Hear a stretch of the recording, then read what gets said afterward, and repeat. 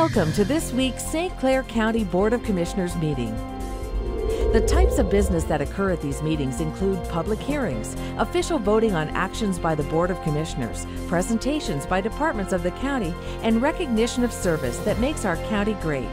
As your elected representatives, the St. Clair County Board of Commissioners is committed to improving the lives of all our residents while preparing county government to meet the demands of the future. In order to do that, we need to share our thoughts and plans with you. More importantly, we need you to share your thoughts, concerns, and opinions with us. We encourage you to come and experience the process by attending any of these meetings. They occur every first and third Thursday of the month at 6 p.m. at the St. Clair County Administration Building at 200 Grand River Avenue in Port Huron.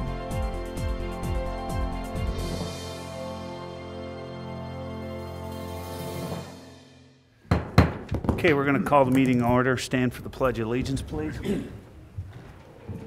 I pledge allegiance to the flag of the United States of America and to the republic for which it stands, one nation, under God, indivisible, with liberty and justice for all.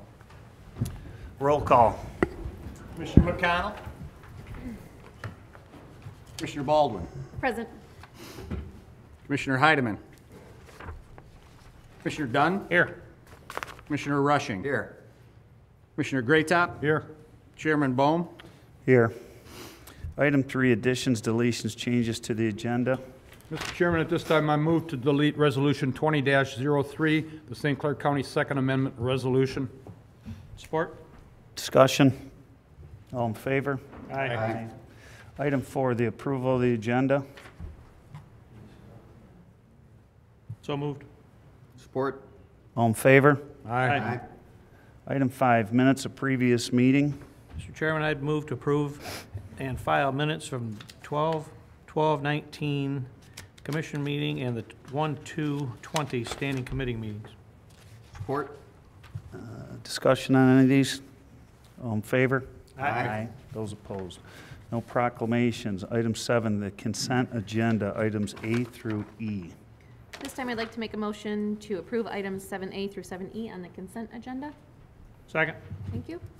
Discussion on any of these? All in favor? Aye.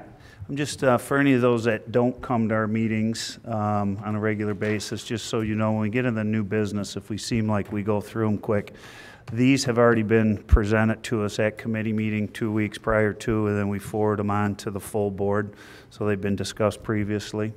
So if you don't hear a lot of discussion, is because discussion had happened previous. Item 8, reports of standing and special committees. Mr. Graytop. I'm going to take a bye tonight, sir. Just something real quick. Serving on the Planning Commission at Riley Township Board, we will have our Director of the Animal Control at our meeting to assist us in a potential kennel that will be potentially opening in Riley Township. That will be a public hearing, and then the Planning Commission will either approve or not approve the potential kennel. But I appreciate the Director giving us the attention, and she's been doing a fantastic job. Okay, good. Duke? Yes, sir. Georgia? I'm going to take a pass. Citizens wishing to address the board. Casey Armitage, Harbor Beach, Michigan, 2A Sanctuary. You can just go right up to the podium there, Casey. So the podium, that one over there? Yeah, right there. Okay, I can do that. Sure, I can do that too. Well, you struck 2A sanctuary from the agenda, but may I pass Yeah, it down to everybody? absolutely. So this is just an open carry brochure from the organization Michigan Open Carry. You're very welcome. I have cards as well. Just kind of go back and forth. I know that State Representative Gary Eisen had proposed a resolution. Can you get up there and, okay. For 2A sanctuary county. So, as I was saying, State Representative Gary Eisen has introduced a resolution to make St. Clair County a sanctuary county for the Second Amendment. And that is wonderful. I know today's meeting would have put us on track to be the first county in the state of Michigan to have actually adopted to a sanctuary resolution. And I fully support that. but I would like to recommend a new resolution. There's 3 gun groups in Michigan, if you will: Michigan Open Carry, Michigan Gun Owners, and Michigan Coalition of Responsible Gun Owners. And they collaborated and they formed a resolution that is very well put together and thought out. It covers a bit more and has a bit more teeth in it than the resolution that Gary proposed. So if you would like, I can read the resolution. It's quite lengthy. If not, I can just submit it by email to the Board of Commission, and you can review it for... Whatever you want to do. If you want to read it and submit it, that's fine. I mean, to us, I'd like to get a copy of it. Does it need to be read aloud? I don't want to take up too much of everybody's time. You have it in paper copy? She's got a minute. and a half Okay, left. there we go. Thank you very much. Yeah, it's a good page and a half. So that's all that I was here for today, was to give you guys a resource of some very knowledgeable firearms community members. Propose a resolution that is well drafted, not that the other one wasn't, and ask that you consider this resolution in place of the resolution you've already received. That'll do it. Okay. Thank you. Thank you. Thank you. Ronald Burcham, Fort Gratiot.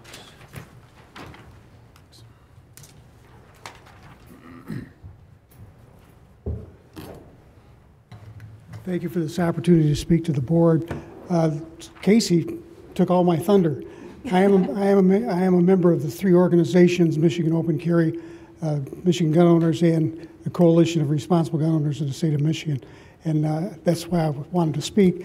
And like I say, Casey stole all my thunder, so thank you for your time. Okay. Moving on, no unfinished business to come before us at this time. Item 11A, the Veteran Affairs Annual Report. Chris?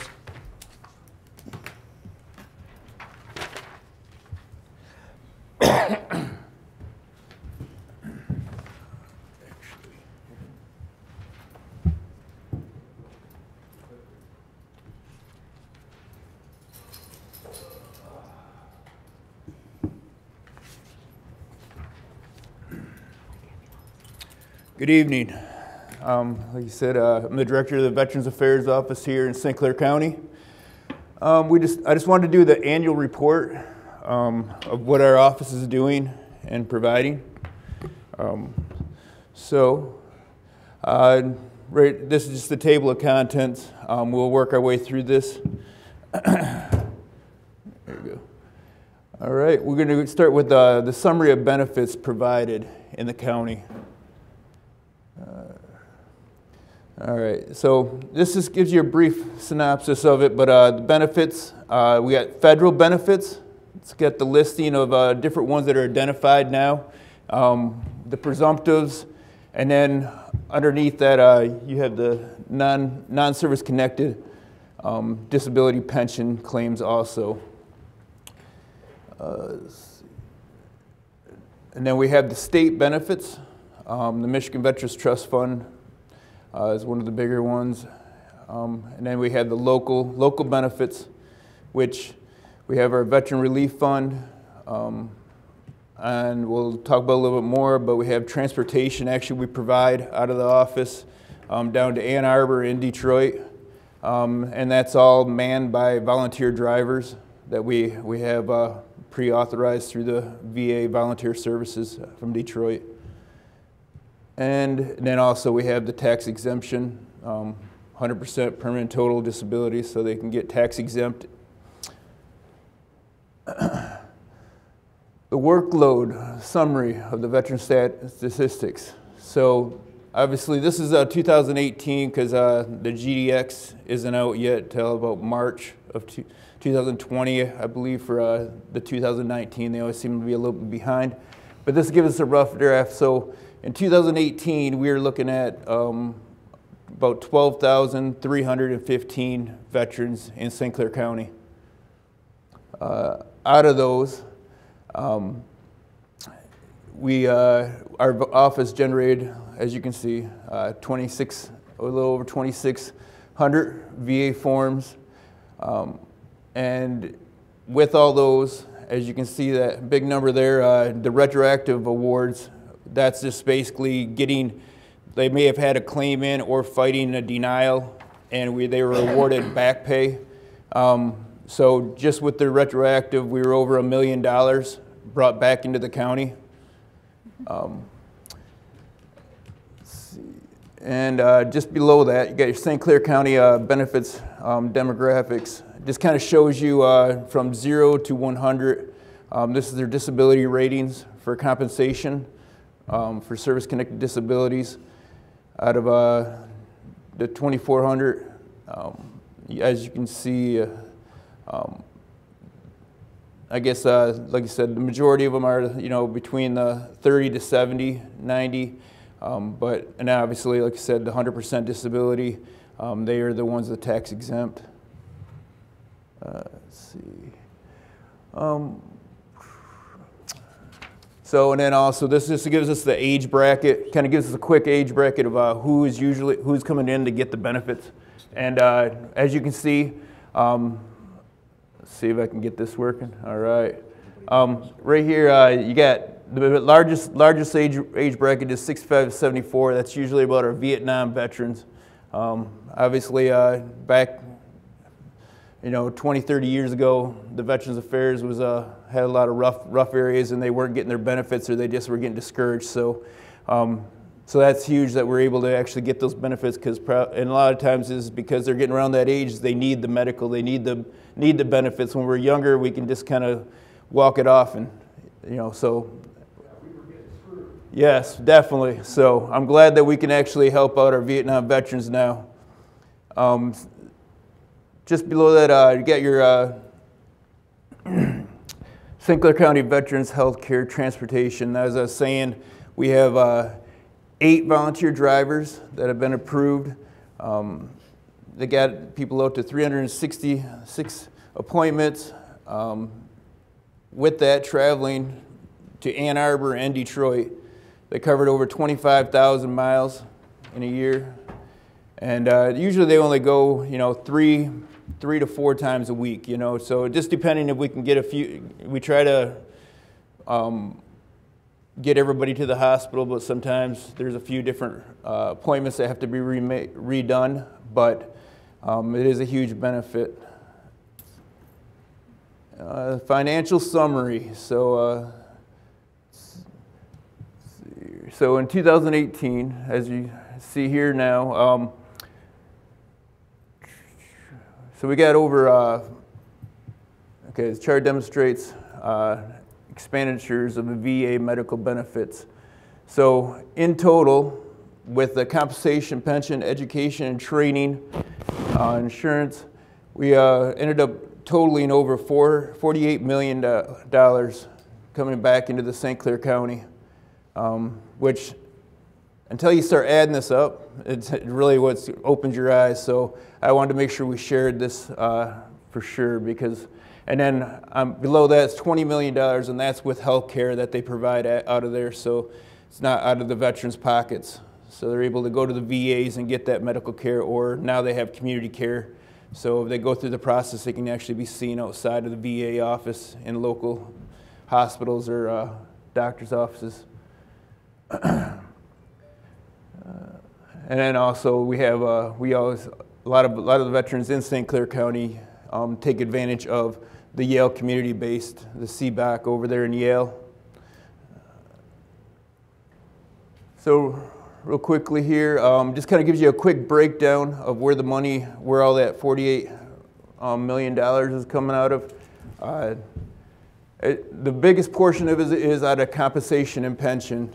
So either they got service-connected or they're collecting pension, a non-service-connected pension, which non-service-connected pension, they have to be under the poverty level. So I believe it's a single veteran is around $13,500 a year, or married is around $18,000. So it's you're definitely not getting rich on the program, but they try to make sure they bring everybody up to at least that level. That's how they qualify. And then you can read here, but education is education. Then you got the small sliver here is majority that's identifying as the DIC, a benefit where if a veteran passed away and he was 100%, he's able to, or she's able to collect a small monetary amount monthly because of his disability. Let's see. And what you'll see here is throughout the years, obviously the numbers, our population continues to keep on going lower, but what we're able to do is, as you'll see through these numbers, they haven't changed a whole lot. So we're able to identify and get a hold of a lot of veterans that haven't been getting their benefits or fighting in denials. So we're able to fight their cases in the federal courts to basically we go through the laws and try to point out how their decision was wrong. So, so these are right here, just real quickly, 2016, 17, and 18. That is what compensation and pension was bringing in, and then this is medical down here that they were collecting.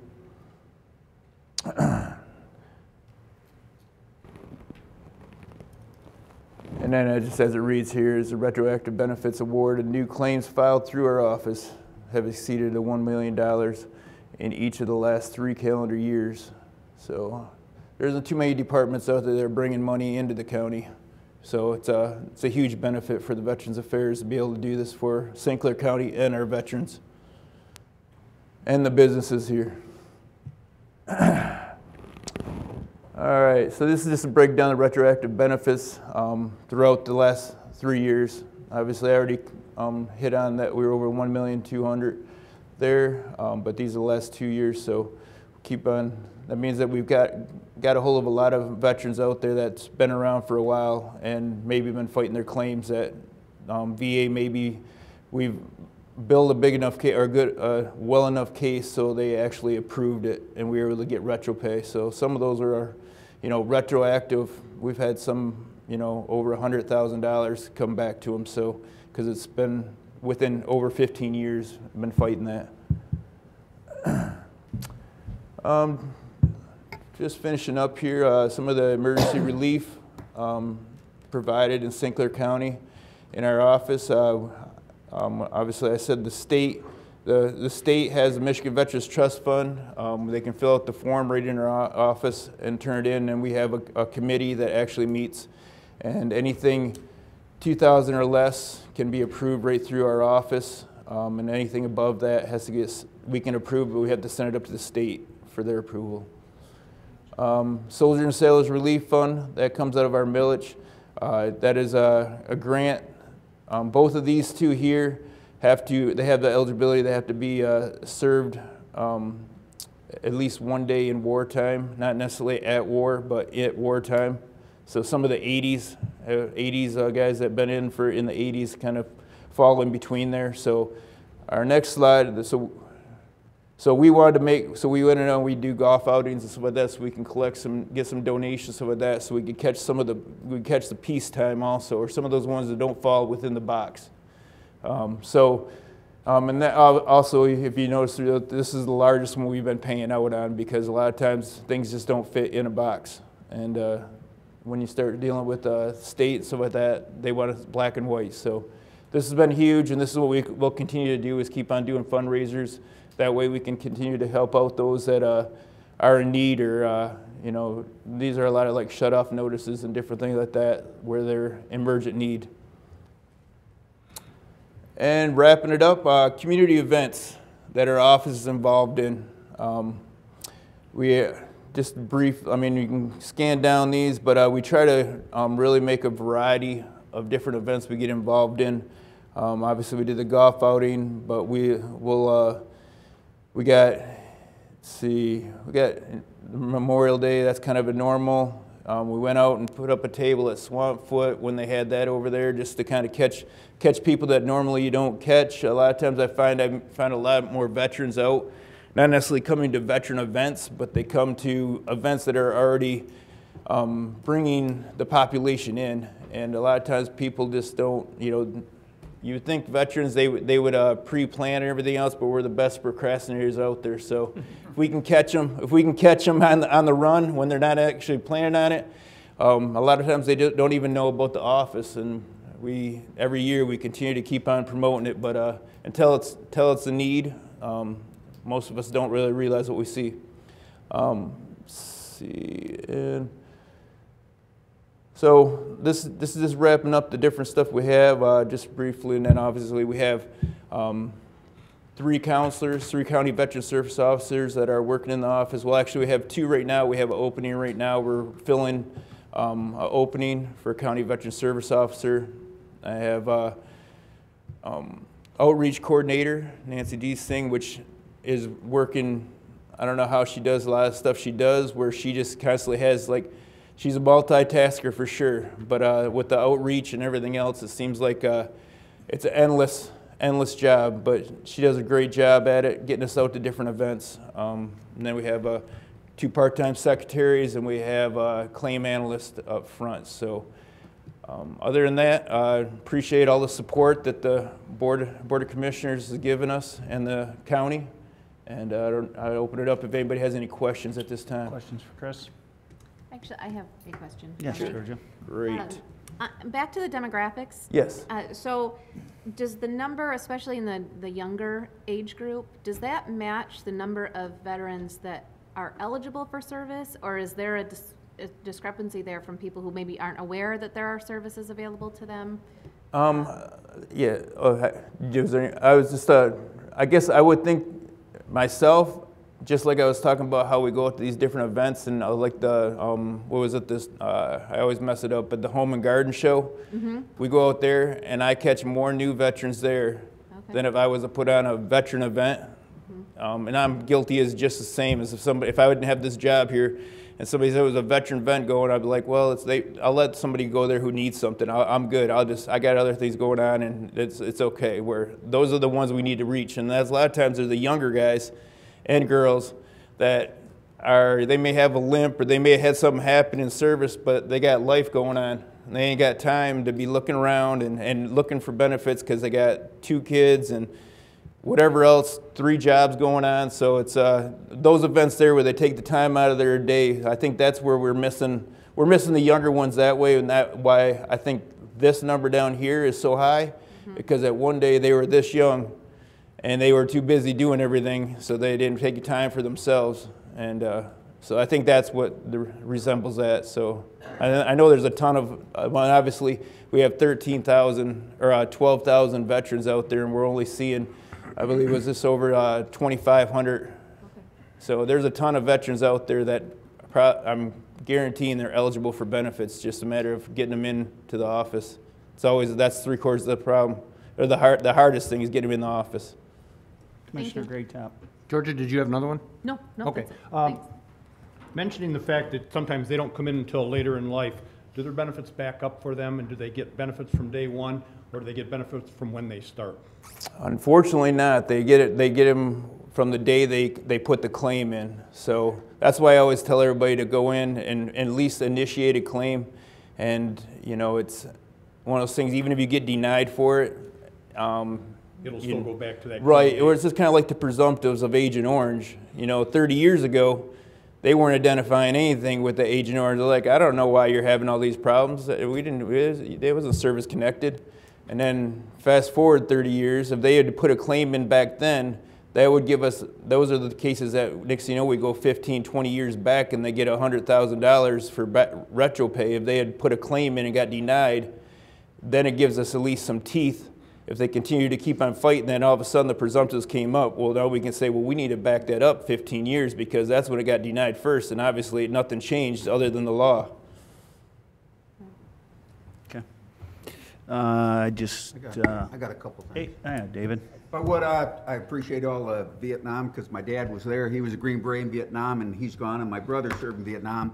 He died at 52 of Agent Orange, and I've talked to you about this, and my younger brother's a Marine.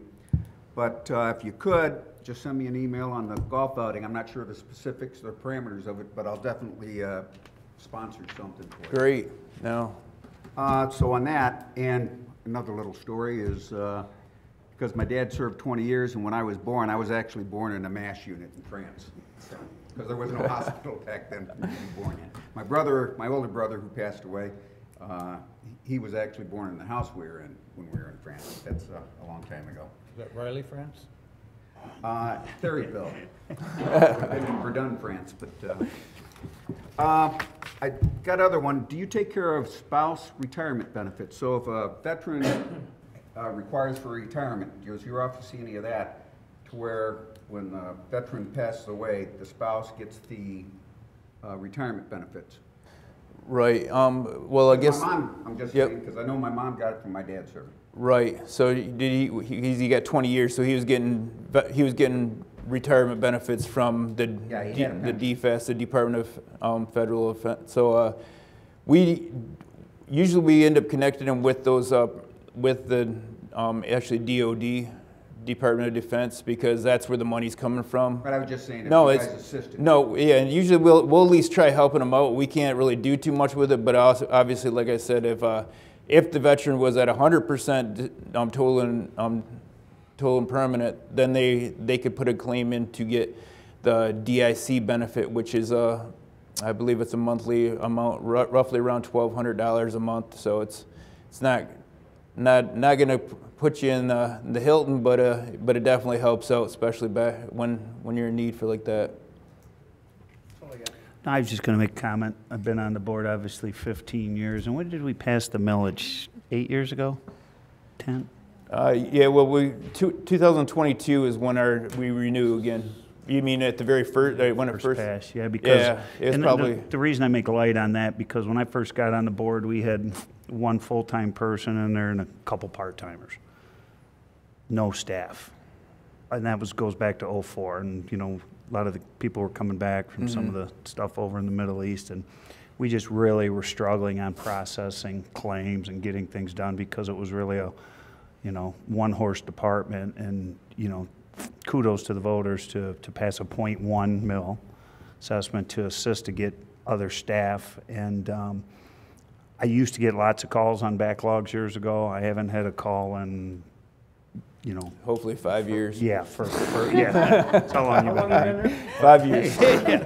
But you're getting the claims process you're making. But on the same token, there's funds to be able to support the staffing, to be able to support all that. I just wanted to make light of that. So I appreciate you coming in this evening for the report. Quick thing, Joe. Duke, all right.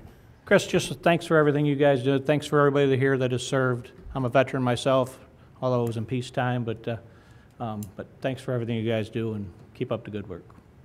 No, definitely. And like I always tell everybody when they say they're, peacetime, wartime, I said, you know what? One thing about being a veteran is you don't pick the time you go in. All you do is you sign up, and the government will tell you where you're going. So, so I don't know if you want to call it luck of the draw or maybe not so much. But thank you for your service, everybody. Did you have a quick question? You were asking a question about 100% of veterans. I'm a Vietnam veteran, 100% disabled, and I went through those problems.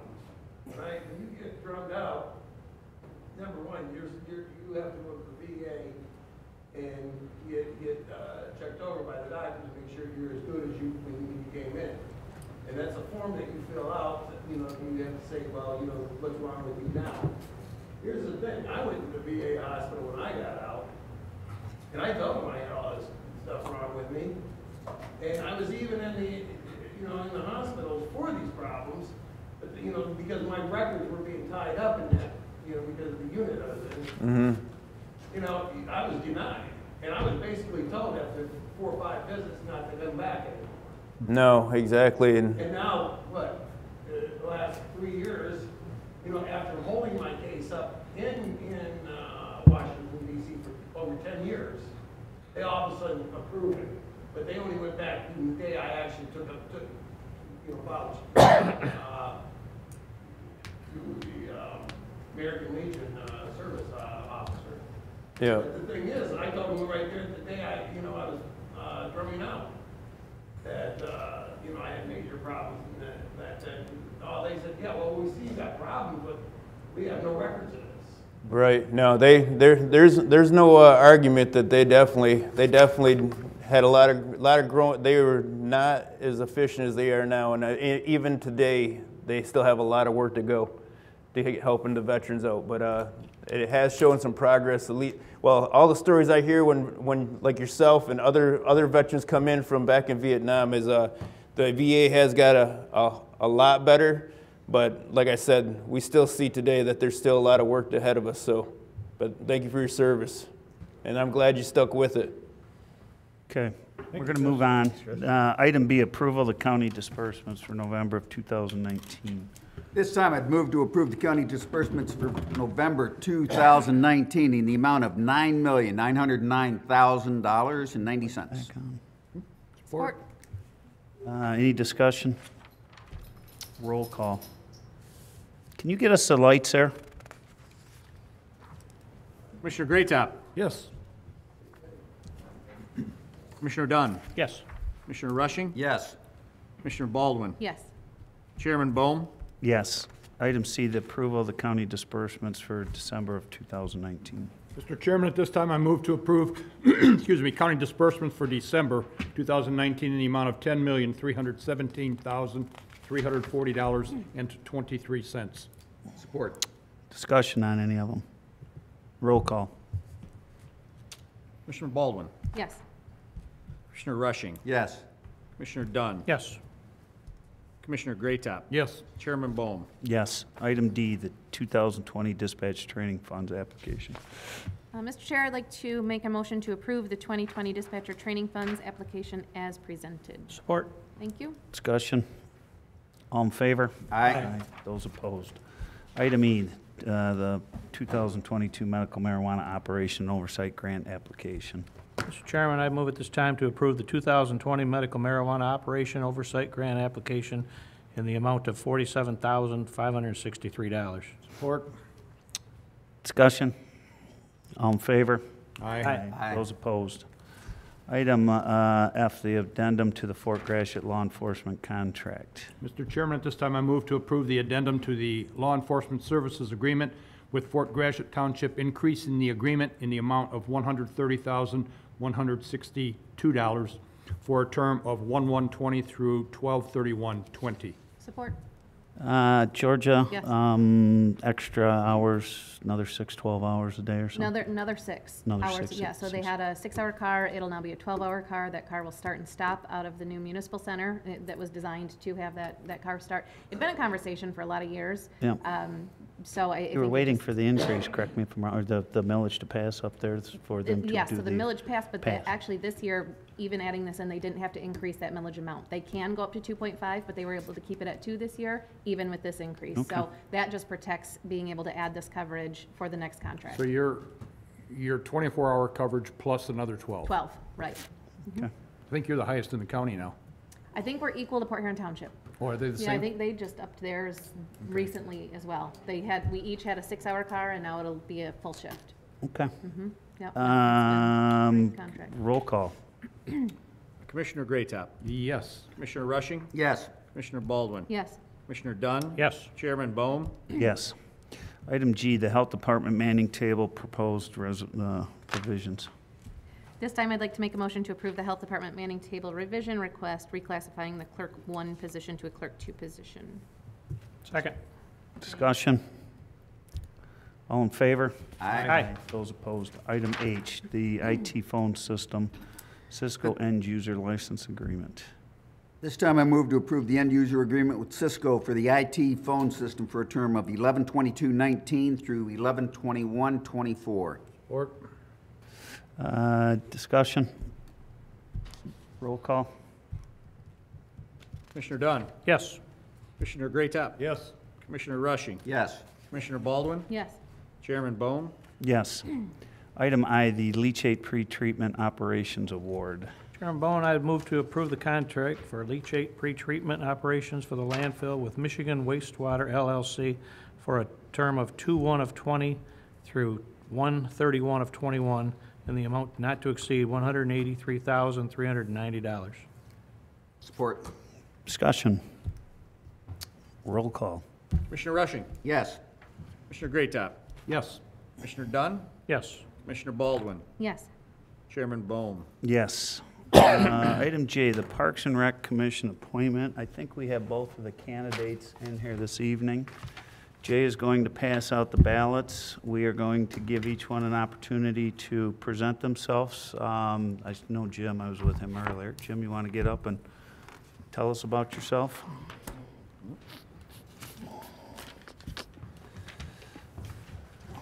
Commissioners, thank you for making time to hear a few words from me tonight. I had the pleasure of serving as a St. Clair County Parks and Recreation Commissioner since 2010, starting out as an alternate to my dad, who many of you remember. So the tenure and the history goes back a ways. What I've found in 10 years is I really enjoy the work that I've been doing.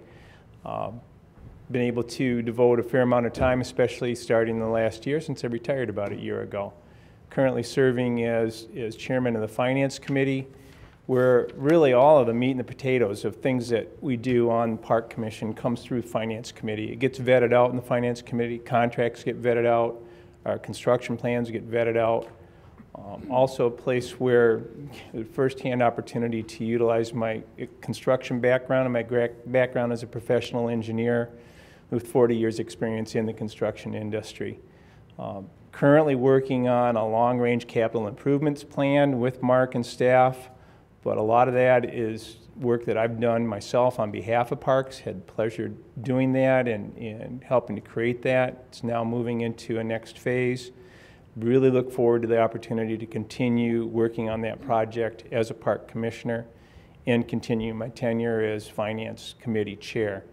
Also in the upcoming year, we're going to be looking at reinstituting a quality-based selection process for our professional services. That's a group that I chaired that committee as we did that a few years back. It's a very intensive process, but that's how we evaluate and obtain the best possible professional services on competitive bid process.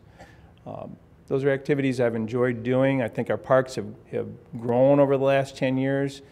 We all love them, enjoy working with them, enjoy utilizing them. Really ask your support and reappoint me and give me an opportunity to continue to do what I love doing for you guys. Thank you. Okay, thank you. Peter, is it Leto? Leto.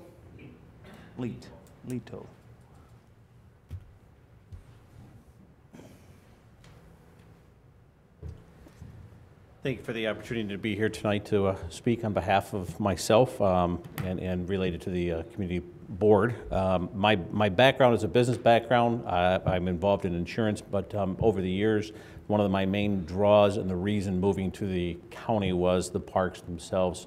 We live in Marysville, my family, and I've been heavily involved in the community in different factions, member of St. Christopher, but more or less in regards to my community service of the Little League.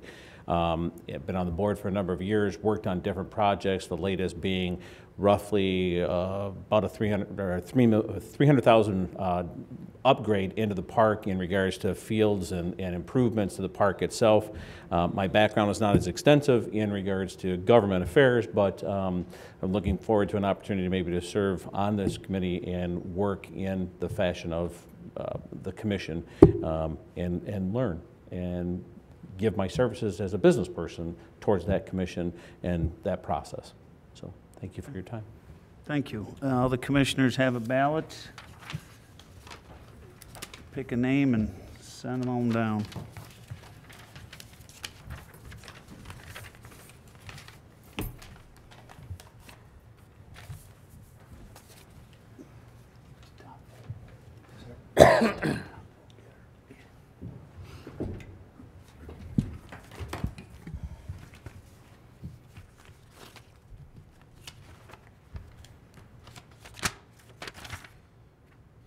Vote for Mr. Leto. Vote for Mr. Leto. Vote for Mr. Leto. Vote for Mr. Leto. And a vote for Mr. Beer. Final tally is 4-1. Leto. Okay. Okay, going to move on. Resolution 20-1, the We got 2020 to back up bond. to J. No, that we just did, Jay. We got K to do. And we got to make a motion. Okay. Yep. For the appointment. Oh, I'm sorry. that's Okay, all right. motion to accept Mr. Lito. Yeah, at this time, Mr. Chairman, I move to nominate Peter Lito for closed nominations and cast ballots for the District 4 and 5 position of the Parks and Recreation Commission for a 3-year term expiring 12/31/22. I have a second. Second. Discussion? All in favor? Aye. Those opposed? Item K, the resolution 20-1, 2020 bond authorizing resolution general, yada, yada, yada. It's a mouthful. Carrie, you want to talk a little bit about this? Sure, I can. This is just a refunding opportunity for our debt on the jail.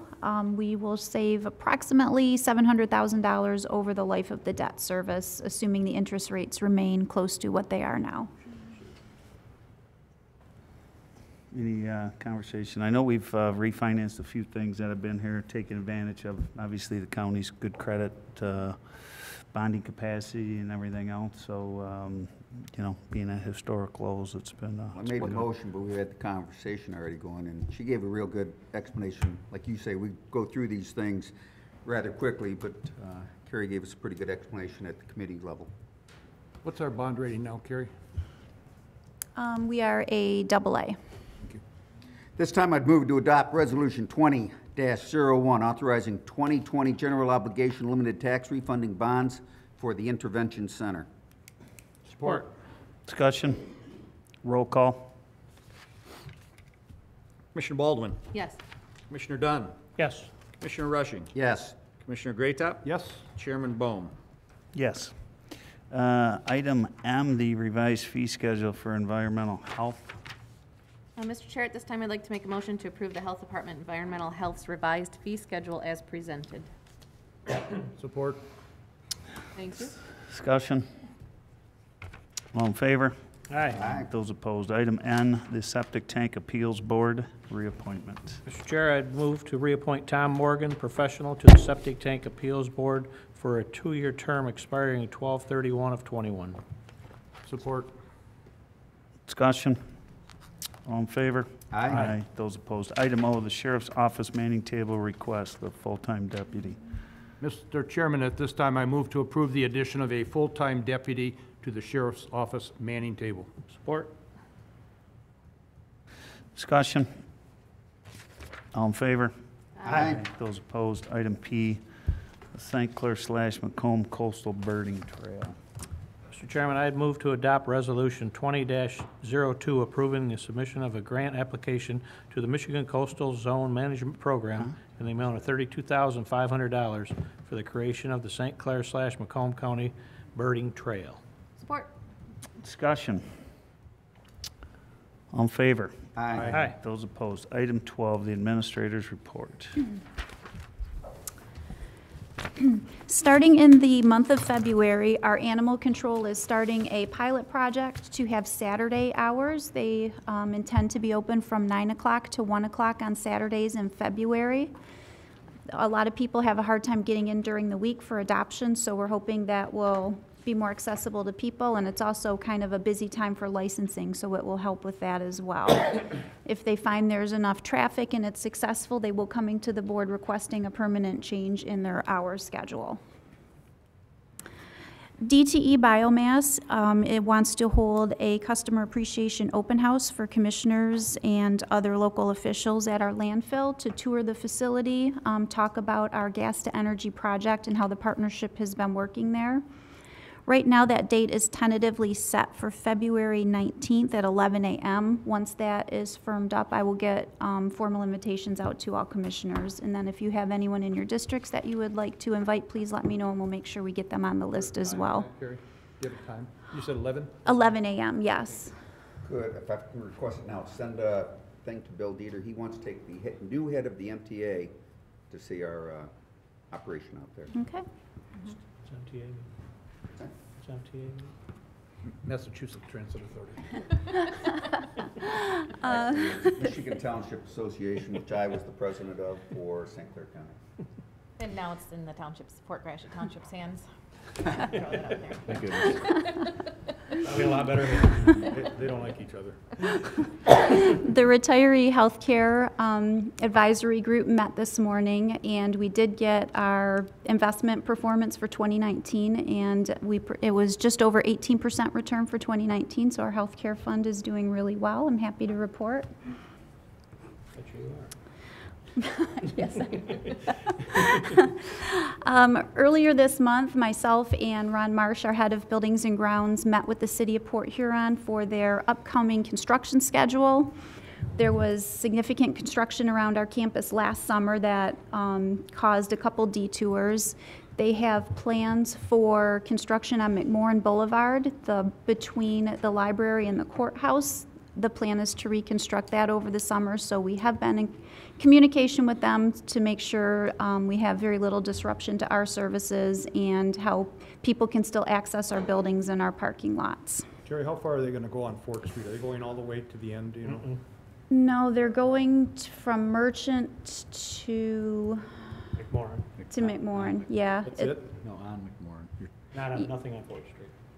No, it's not. Fort Street would be they're planning the following summer. This is that Okay. boulevard I knew between they the were gonna do some courthouse Fort and the Street, so library. following summer? Yes. That is all going to be rebuilt, and that boulevard is going to extend the whole way. There won't be that little cut through when you come out of the library parking lot to go left. That'll be a solid boulevard there when it's done. It's probably the worst street around. The date for the State of the County address has been set for March 20th. And the county's bicentennial committee has met a couple times to start working on planning some bicentennial celebrations. While the county was initially established, the land set aside by the governor in 1820, our actual government was not formed until 1821, so we will be doing our bicentennial celebration in 1820, or it was in 1821, so it'll be in 2021. Members on the committee, they actually had information regarding the centennial celebration that happened in 1921, the booklet, so we're starting to gather some pretty interesting information, but we'll be working on that throughout the year so we can have some stuff planned for next year. And lastly, you should have received invitations today for the EDA's annual meeting on February 11th. Lydia will be reaching out to all of you to confirm who would like to attend so she can get you registered. That's it.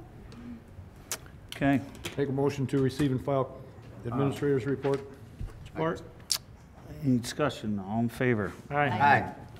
Miscellaneous business, any to come before us? I have some. Yes, David. You asked me to remind you.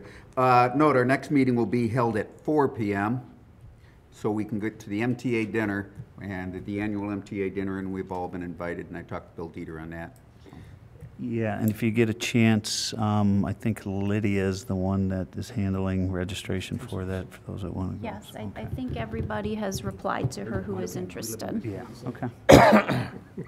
Okay, adjournment. So moved. Support.